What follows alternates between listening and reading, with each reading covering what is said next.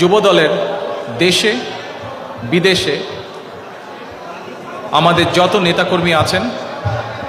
তাদের সকলকে সংগ্রামী শুভেচ্ছা জানাই। বিশেষ করে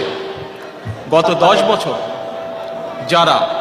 বর্তমান স্বৈরাচার সরকারের বিরুদ্ধে তাদের অত্যাচার, জুলুম, খুন, গুণ সকল কিছুর বিরুদ্ধে, সকল নির্যাতনের বিরুদ্ধে রুখে দাঁড়িয়ে আছেন,